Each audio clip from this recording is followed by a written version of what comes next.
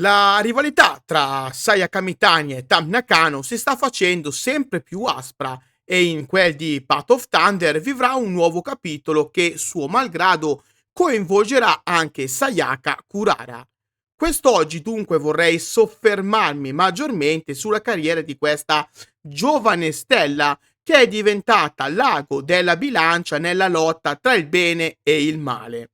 Dopo il diploma di scuola superiore, Sayaka Kurara ha lavorato come esaminatrice di ammissione all'istituto d'arte, ma il 24 settembre 2022 ha assistito al suo primo evento di wrestling professionistico allo show della Stardom tenutosi a Takadanobaba.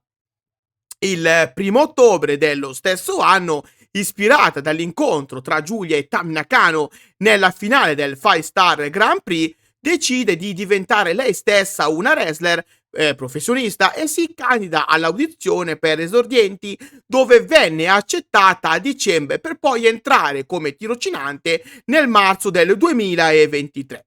Dopo 7 mesi di pratica supera il test professionale nell'ottobre dello stesso anno e fa il suo match di debutto contro Saya Kamitani a New Blood 12, show andato in onda il 25 dicembre. In breve tempo Sayaka Kurara si dimostra la lottatrice meno talentuosa della sua classe, finendo per essere superata in termini di prestazioni sia da Ranna Yagami che da Yuzuki, che nel frattempo andrà addirittura ad aggiudicare il Rookie of the Year Tournament. Sayaka Kurara però non si arrese e continuò un percorso che la portò a migliorare costantemente fino ad avere il coraggio di prostarsi faccia a faccia con Tam Nakano e richiederle il permesso di entrare a far parte di Cosmic Angels.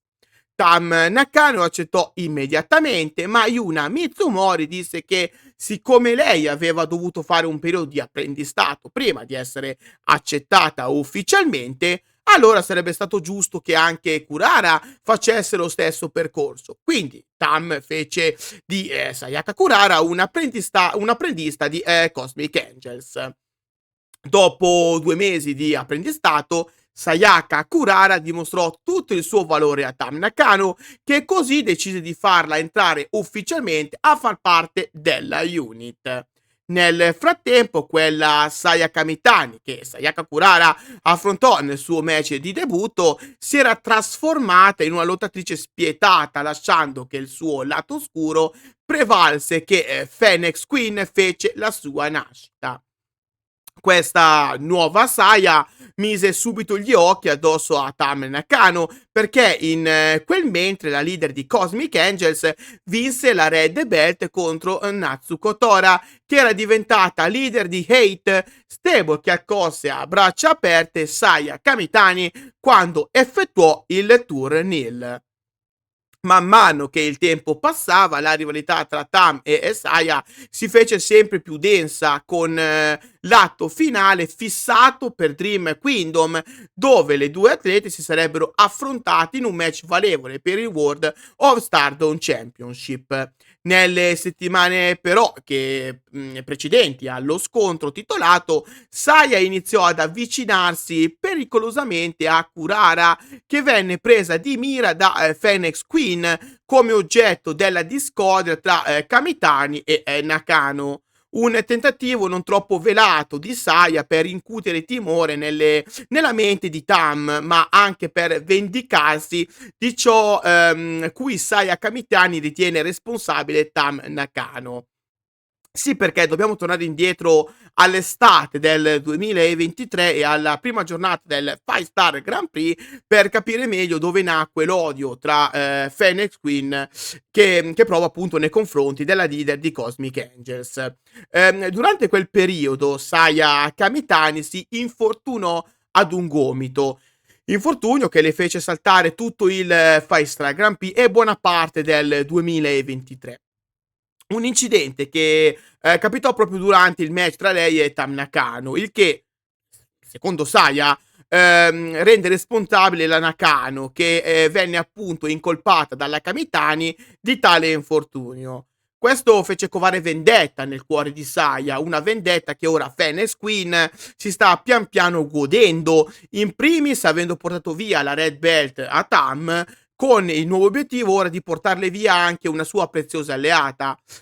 Sì, perché non è mistero che il tag team match che vedremo a Path of Thunder racchiude molto di più di un semplice match.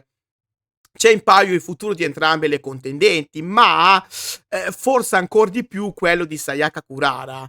Se il team Cosmic Angels dovesse perdere, Kurara sarà costretta ad allearsi suo malgrado a Hate.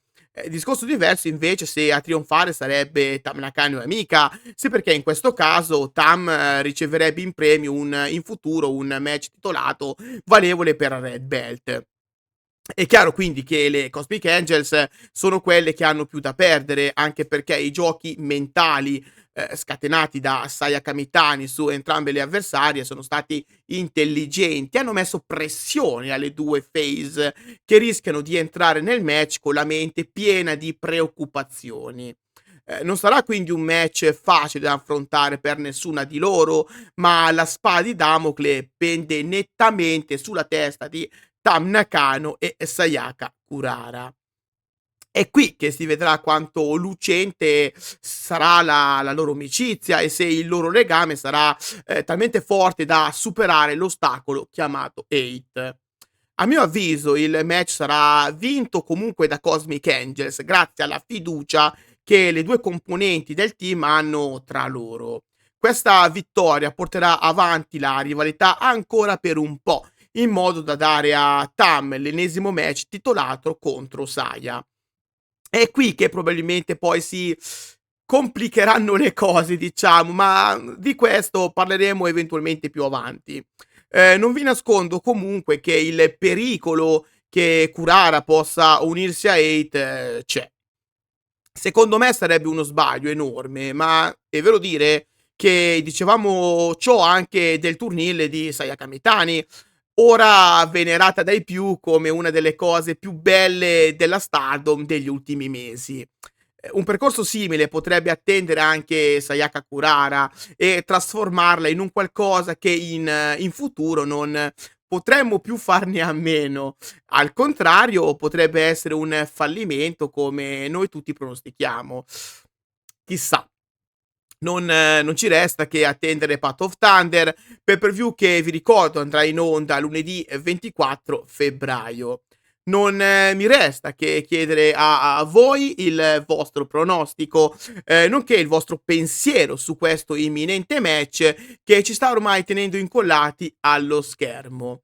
Come sempre vi invito a lasciare un like, a condividere il video con quante più persone possibili, in modo da far conoscere i miei contenuti a tutti i vostri amici e di iscrivervi al canale attivando anche la campanellina per non perdervi i prossimi argomenti a tema Stardom.